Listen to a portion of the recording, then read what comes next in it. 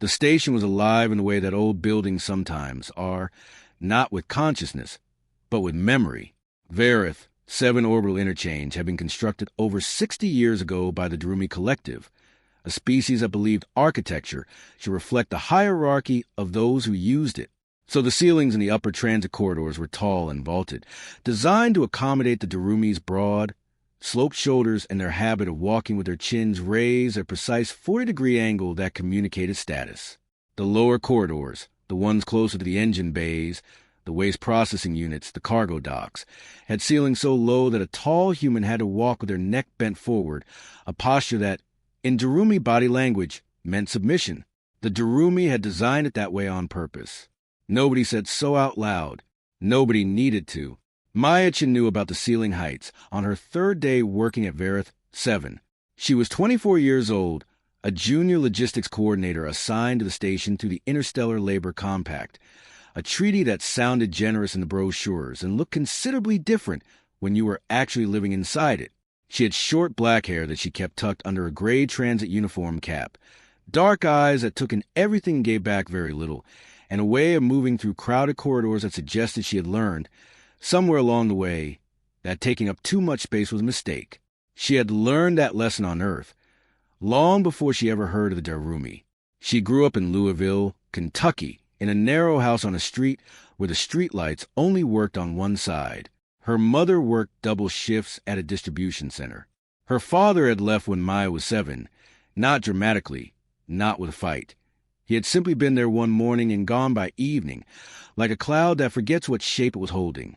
Maya had raised herself in the space between her mother's exhaustion and the world's indifference, and she had done it quietly, efficiently, and without asking anyone for help. That was why she was good at her job, logistics coordination at Verith. 7 meant tracking the movement of 43,000 cargo units per standard rotation, cross-referencing manifests across 6 different species filing systems, and making sure that nothing that needed to be cold stayed warm, nothing that was classified as inert turned out to be reactive, and no shipment marked diplomatic priority sat in a secondary bay, because a Durumi clerk had decided that the paperwork looked procedurally insufficient. She had been doing this for 4 months without a single error, not one. The station's head coordinator was a Durumi named Vessel Commander Orith. He was 6'4", built like something that had been compressed from a larger shape, with a ridge of dense cartilage running from the crown of his skull down the back of his neck that darkened in color when he was angry, a biological warning system that, in Maya's experience, was almost always activated. His skin was the pale gray of old concrete. His eyes were a fixed amber, with no visible pupil, which meant that humans who weren't used to him could never quite tell where he was looking. He was almost always looking at Maya, not because she interested him, because she was the only human on his crew, and her presence on his station was the result of a compact mandate he had vocally opposed, lost, and never forgiven the universe for enforcing. He communicated with her exclusively through the station's translation matrix, a system that converted Durumi vocal frequencies into English and back again. The translations were technically accurate and emotionally arid, which suited Orith perfectly. He did not want his tone translated.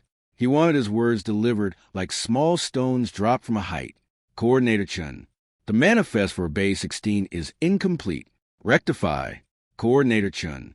Your rotation schedule shows a 12-minute deviation from standard. Explain. Coordinator Chun. The atmospheric variance you flag in Cargo Ring C is a non-issue. Remove the notation. He was wrong about the atmospheric variance. She left the notation in. He called her into his office and stared at her with those amber eyes for 45 seconds without speaking, which was a Durumi dominance display. And she sat across from him and waited him out, which was something she had learned to do with her school principal when she was 11 years old and had not unlearned since. The atmospheric variance turned out to be a coolant microfracture. If she had removed the notation, Base 17's temperature-sensitive pharmaceutical shipment would have been compromised within 6 hours. Orith did not apologize. He reassigned her to a lower corridor for 2 weeks, the ones with the low ceilings, the ones that meant submission. She worked in the low corridor and did her job and waited. That was the station. That was the context. That was the pressure that had been building for 4 months when the morning of the incident arrived. An ordinary morning, gray-lit and humming. the station breathing its recycled air through vents that ticked like a clock nobody had wound. Maya was 3 minutes late to her shift briefing. 3 minutes. Not because she had overslept, not because she was careless, because the access lift from residential ring had stalled for 4 minutes due to a pressure equalization cycle that Orth had personally ordered moved to morning hours 2 weeks ago, a scheduling change he had announced in Darumi only, through a channel she didn't have full access to, in a format that the translation matrix flagged as low-priority broadcast and buried under 47 other notifications. She had found out about the schedule change that morning, 30 seconds after the lift doors closed, and she realized she was going to be late. She walked into the briefing corridor at 0603 instead of 0600, and Orth was standing at the entrance, which he never did, which many had been waiting for exactly this. His cartilage ridge was very dark. He grabbed her arm, not to hurt her, not yet. In Darumi culture, the arm grip was a formal gesture of hierarchical correction, a superior physically orienting a subordinate toward the site of their failure. It communicated, "You are accountable to me, and I am demonstrating that accountability has a physical weight." It was used on junior Darumi officers regularly. It left no bruise. It was not, by Darumi legal or cultural standards, an act of aggression. His hand closed around her left forearm, just above the wrist, fingers wrapping with the full strength of a species whose musculature had evolved for hauling, lifting, and sustained physical labor in high-gravity environments. A Darumi grip, even a casual one, exerted approximately 4 times the pressure of an average human handshake. And Maya Chun, who had grown up in a narrow house on a street where the streetlights only worked on one side, whose father had left without a fight, and whose mother had held the world together with 2 tired hands, who had lived her entire life in the space between power and its absence. Maya Chun had been grabbed before, not by an alien, by people, by situations, by systems that close around you and expected you to go still. Her whole life had been a lesson in what happens when something much larger than you decides it has a right to direct your body. She had stopped going still when she was 16. What she did in the next 10 seconds was not rage. It was not a decision, not a calculated response, not a message she was trying to send. It was something older and quieter than any of those things, a reflex so deep it lived below thought, below language, in the part of the nervous system that doesn't ask permission. She dropped her weight. Every self-defense instructor who has ever taught a woman in a parking lot or a community center gymnasium has said the same thing first. Drop your weight, not because it makes you stronger, but because it changes the geometry. You become a different kind of problem. You stop being a thing that can be directed and start being a thing that must be solved. She dropped her weight, rotated her wrist counterclockwise against the weakest point of his grip, the gap between thumb and index finger, and as his grip broke, she stepped inside his reach, planted her right foot behind his left ankle, and used the momentum of his own arm still swinging from the broken hold to send 260 pounds of Darumi Vessel Commander over her hip and onto the corridor floor. He hit the floor. The sound was enormous. Metal deck plating, dense Darumi mass. The station seemed to hold its breath. He lay there for a moment, not unconscious, not truly hurt, just profoundly rearranged. His amber eyes stared at the ceiling. His cartilage ridge had gone so dark it was nearly black. Maya stood over him, breathing steadily, her left arm still warm where he'd gripped it. The 6 other crew members in the corridor, 4 Darumi, 1 Velsheri, 1 Moravian, stood absolutely still. The Velsheri, whose emotional sensitivity registered as a faint bioluminescent flicker across their translucent skin, had gone entirely dark. Even the ambient station hum seemed to have quieted, as if the building had decided to pay attention. Maya became aware in the long silence after the impact that she had just thrown her commanding officer onto the floor of his own station in front of his entire crew.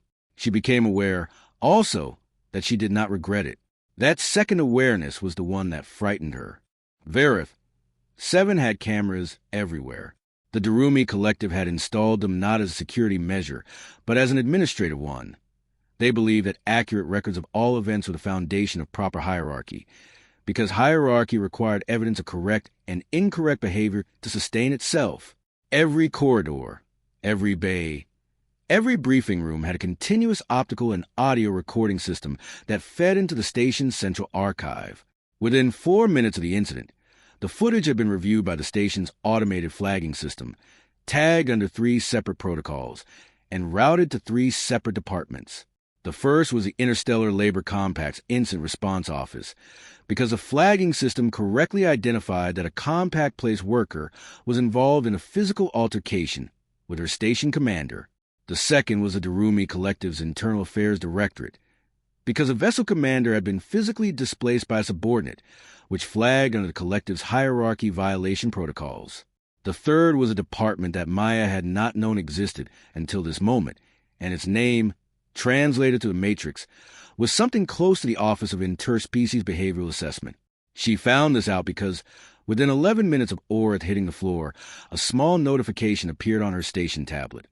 A personal device she kept clipped to her left hip that read, "Coordinator Chun, you are requested to report to Administrative Suite C at your earliest availability. This request supersedes your current shift assignment. OIBA Verith, 7 Station Branch." She stood in the corridor, reading the notification, while a medical technician, Darumi, careful, refusing to meet her eyes, attended to Orith, who had stood up on his own and was now leaning against the wall with the practiced stillness of a being who was making a significant effort not to react. He looked at her once. Just once. The amber eyes, the dark ridge, the stillness. She held his gaze for 2 seconds and then looked back down at her tablet.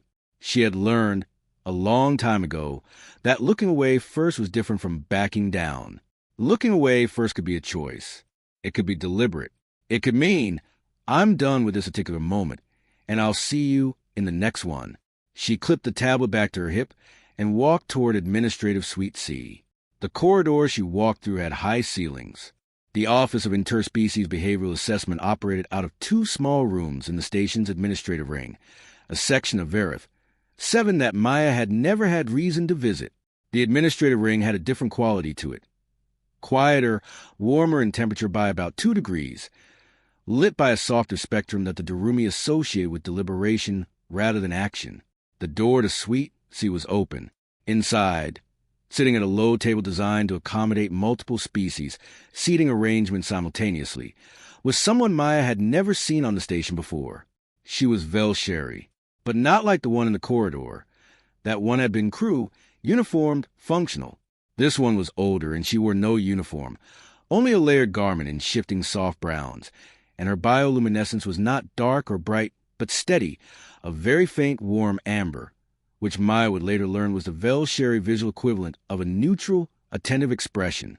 Her name, she said, was Soren, just Soren. The Velsheri, she explained to the translation matrix, which she adjusted herself, without being asked, to a warmer cadence than the standard setting. Use single names in professional context because they believe that one's full naming structure was private, the kind of thing shared between people who had earned that exchange. Maya thought about that and decided she liked it. She sat down across from Soren and waited. "I've reviewed the footage 3 times, Soren said. Her translated voice was careful, not cold. "I want to ask you something, and I want you to know before you answer that the OIBA is not an enforcement arm. We don't determine guilt or assign consequences. We assess.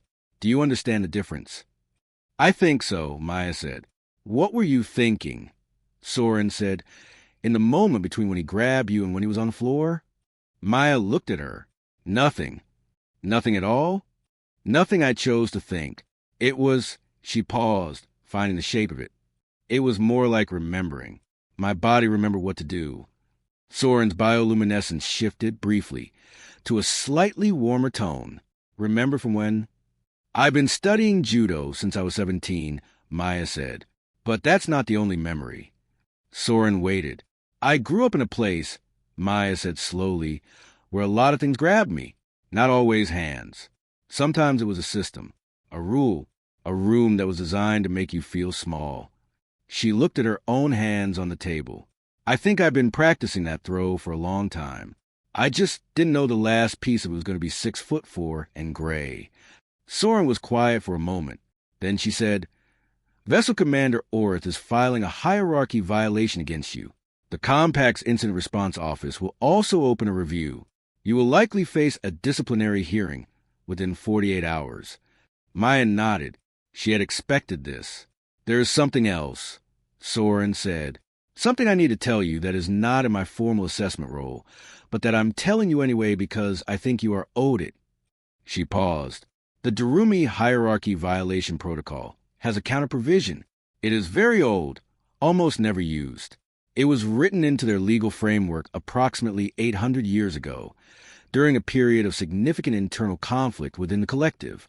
The provision states that if a subordinate can demonstrate that a superior's physical contact exceeded the bounds of what is culturally defensible under the circumstances, specifically, if the grip was applied in a context of manufacturer accountability rather than genuine procedural correction, the hierarchy violation inverts."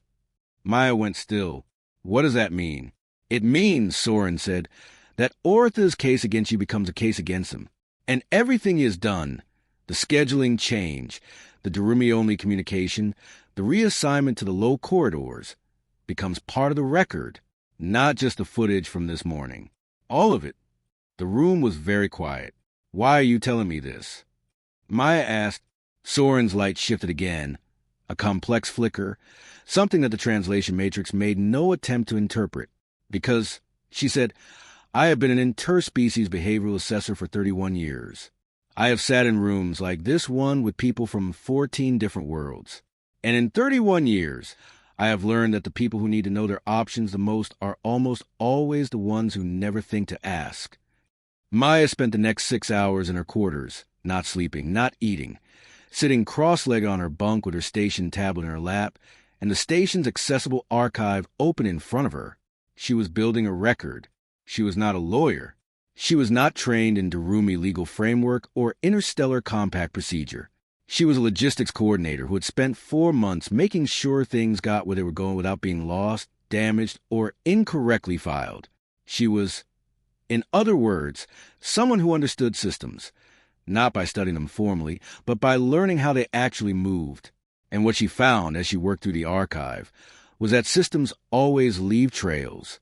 The scheduling change of the pressure equalization cycle, log in Durumi administrative records under a classification tier that, according to Compact Treaty Article 14, Section 7b, required notification to all affected crew members in their primary language within 24 hours of implementation. The notification had been sent to a channel she didn't have access to, which she had formally requested access to on her second week on the station, in writing through the correct procedure. The request had been marked pending and never resolved. She documented it. The reassignment to the low corridors after the atmospheric variance incident. Logged as a standard scheduling adjustment. No disciplinary record attached.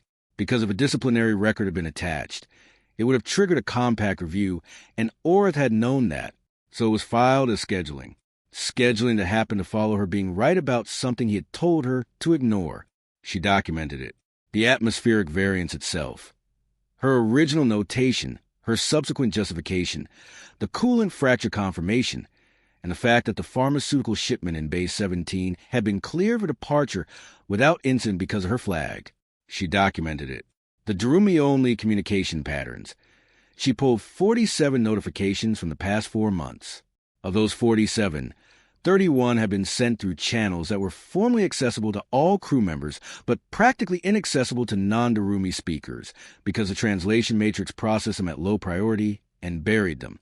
She cross-referenced each one with the Compact's Communication Equity Clause, which required that all operational communications affecting non-Durumi crew be made available in accessible format within a reasonable time frame.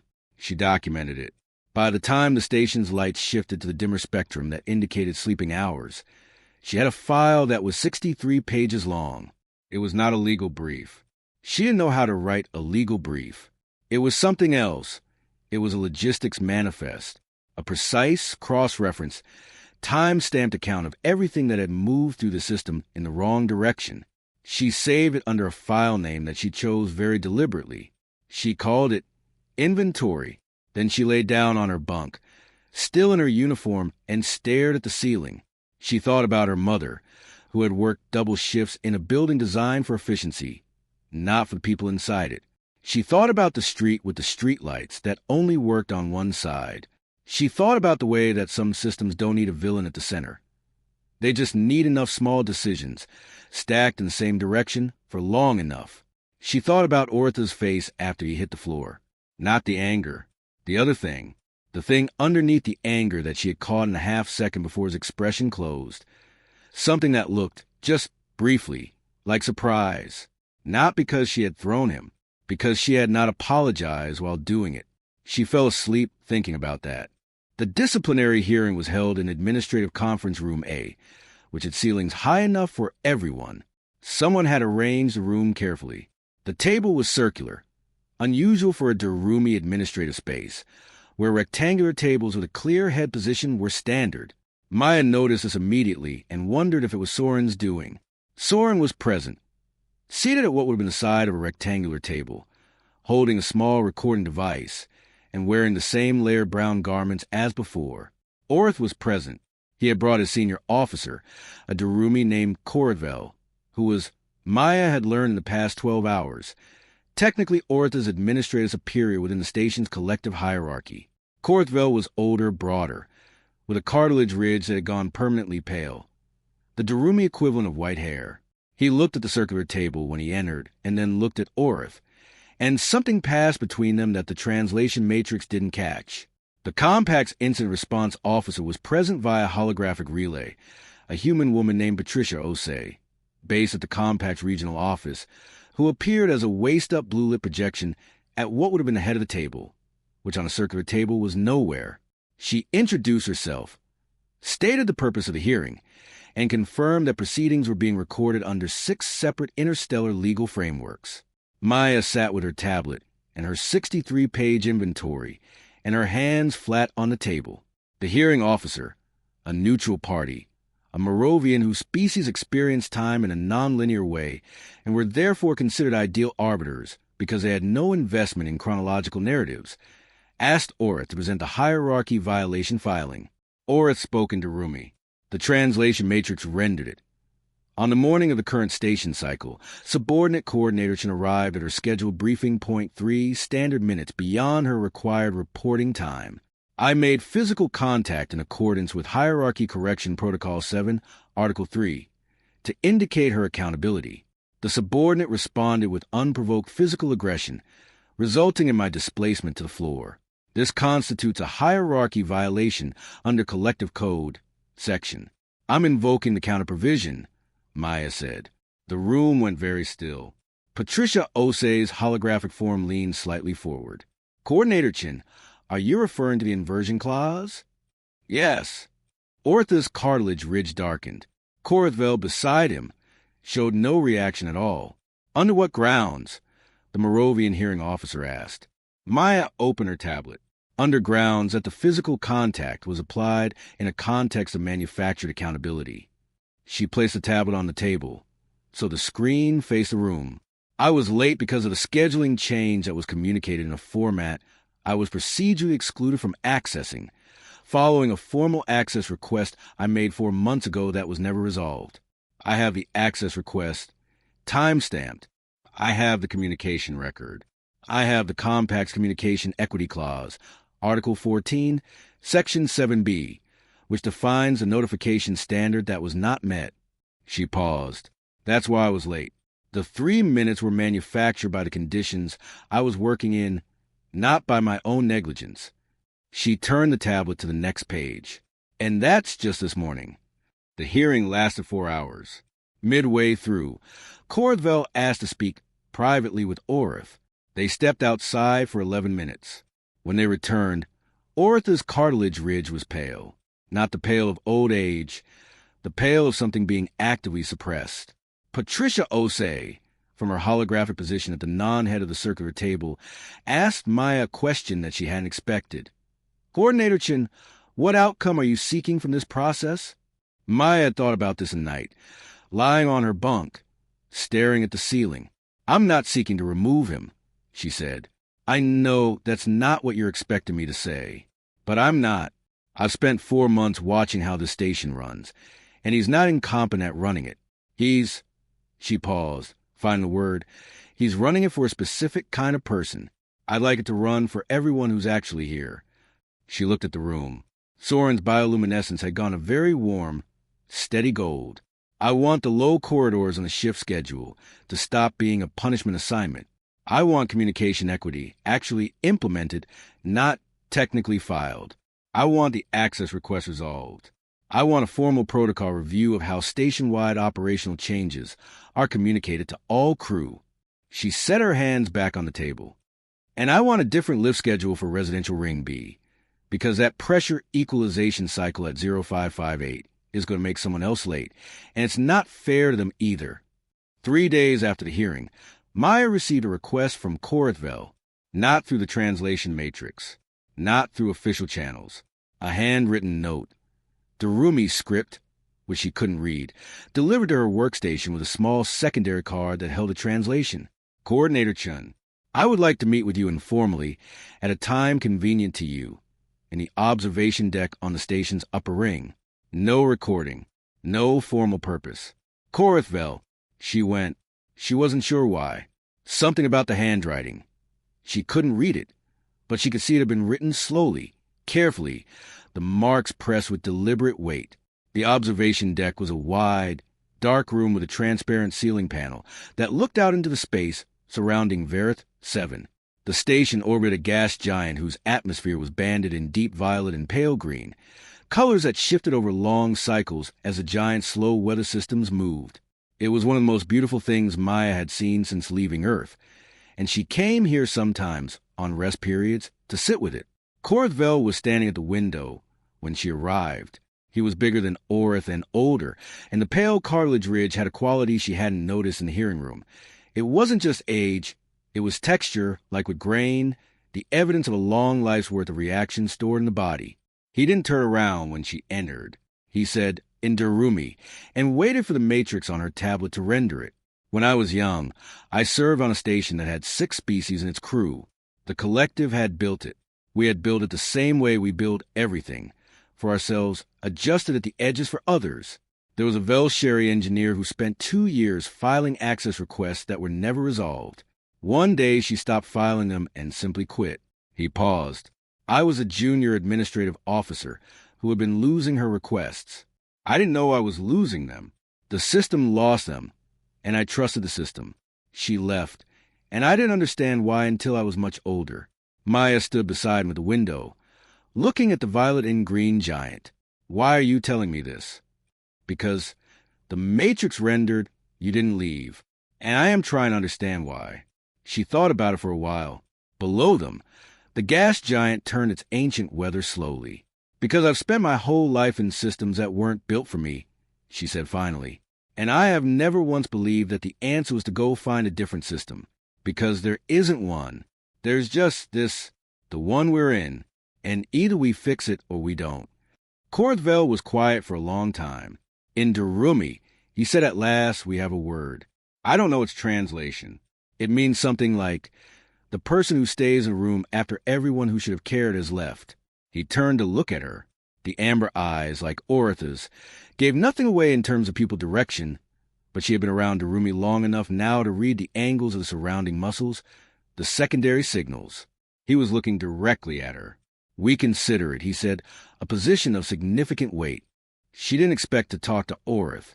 She had structured the entire past week around not needing to, not being the same corridor, not requiring direct interaction.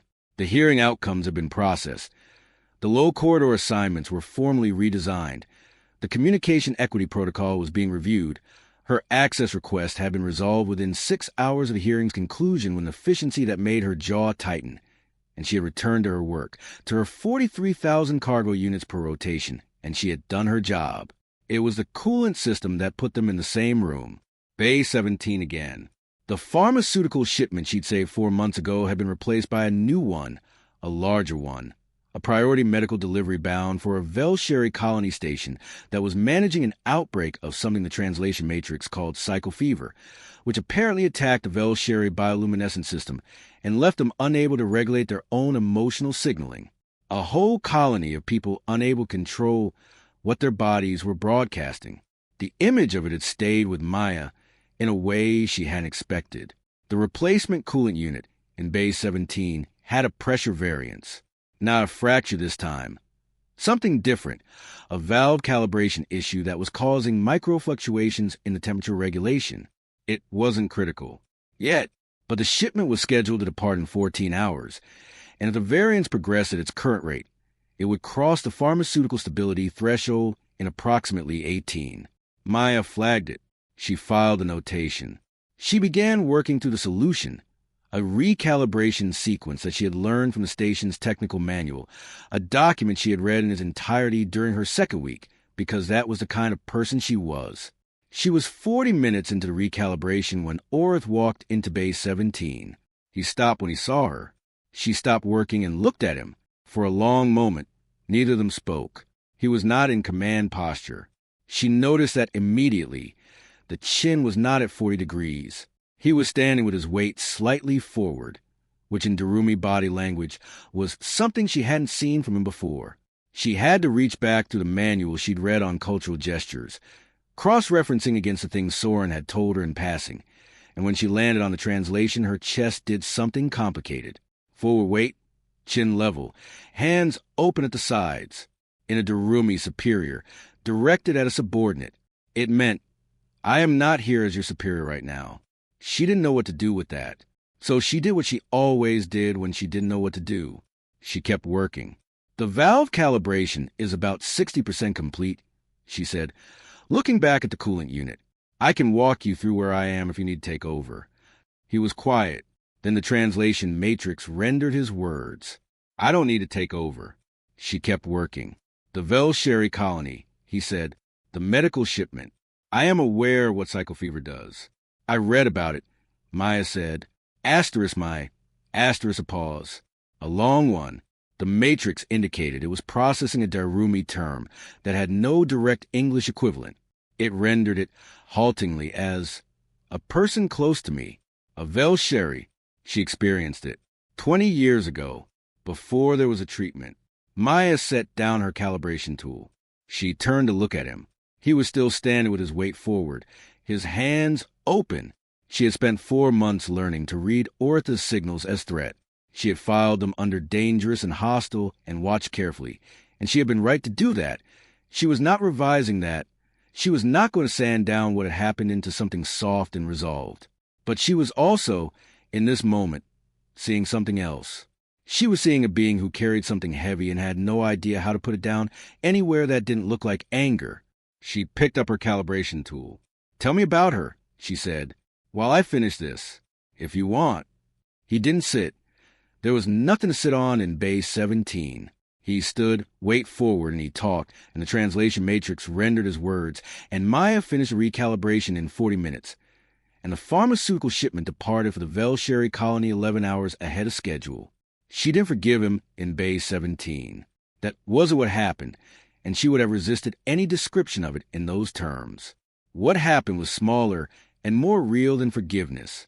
What happened was that she finished her work, and he stayed in the room, and the coolant unit held its temperature, and somewhere across the dark, a colony of people who could not hide what they felt were going to get the medicine they needed. That was enough. That was what she had. 6 months later, Maya Chun was still at Verith 7. She had not been promoted. The compact's bureaucracy moved slowly, and her formal recognition was still winding through 3 separate review processes, and she had stopped checking the status of those processes because the checking made her tired in a way the work itself did not. She was still a junior logistics coordinator. She still wore the gray transit cap and carried the tablet on her left hip and managed 43,000 cargo units per rotation. Some things had changed. The low corridors were still low. You couldn't restructure the architecture of a 60-year-old station on a tribunal outcome, but they were no longer assigned preferentially to any particular crew member. They rotated. Everyone walked bent-necked, sometimes. It turned out that when the position stopped being a punishment, it stopped feeling like one. Crew members started nodding to each other in the low corridors, a small ironic acknowledgement. The Moravian crew member, whose relationship with corridor geometry was philosophically complex, since they didn't experience space in quite the same way, apparently found the whole thing fascinating and had written an academic paper about it. Maya hadn't read it. She'd heard it was good. Soren had left the station, but she had sent Maya a communication before she left, not through the official matrix, through a personal channel. It said, in English that was slightly formal but warm, "The inventory you built was one of the most precise documents I have ever seen in 31 years of assessments." It was not a legal document. It was something better. Take care of yourself, Coordinator Chun. Maya had read it 3 times and then filed it carefully. She filed it under things that are mine. Corvell had returned to Collective's regional administration but had, apparently, initiated a formal review of Communication Equity Clause implementation across all compact integrated Dairumi stations. Maya had learned this from Patricia Osei, who had called her directly to tell her, which was not a thing incident response officers typically did. Patricia Osei had a dry tone and careful eyes and had said, "I want you to know that what you submitted in that hearing is being used as a procedural reference document in 3 ongoing compliance reviews." Then she had said, "You should probably know what your paperwork is doing when you're not looking." Maya had thought about that for a long time. Orith was still vessel commander of Verith 7. He had not been removed. The inversion clause had established misconduct, but the Darumi Collective's internal structure meant that removal required a separate process that Corvell had not initiated. Maya had not asked him to. She stood by what she had said in the hearing room. He was not incompetent at running the station. He was running it differently now, in ways that were small and not announced, and therefore real. He had stopped using the arm grip with anyone. She had noticed. She hadn't said anything about it. Some changes didn't need to be named. She was in the observation deck on a rest period, looking at the violet and green gas giant, which was currently showing a new weather system in its northern band, a spiral formation that hadn't been there when she arrived, when her tablet notification chimed. She looked down. A new cargo manifest for Bay 12. A mixed shipment, 6 different origin points, 3 different species filing systems, priority flag on 2 units, temperature sensitivity notation on a 3rd. The kind of thing that would take an ordinary logistics coordinator 4 hours to sort. She had learned to do it in 90 minutes. She sat down cross-legged on the observation deck floor, tablet in her lap, the gas giant turning its ancient colors above her, and she started going through it. She was not a diplomat. She was not a warrior. She was not a symbol of her species' capability, or a proof of anything, or a lesson that anyone was meant to learn. She was a person who had grown up in a system that wasn't built for her, and had decided, not with drama, not with a speech, not with the kind of resolve that gets written down, that fixing it was worth staying for. She went through the manifest, line by line, finding the errors, marking the corrections, making sure nothing got lost. The gas giant turned. The station breathed its recycled air. Somewhere in the lower corridors, crew members walked bent-necked and nodded at each other. And it didn't mean submission anymore. It just meant, I was here. So were you. Let's keep going.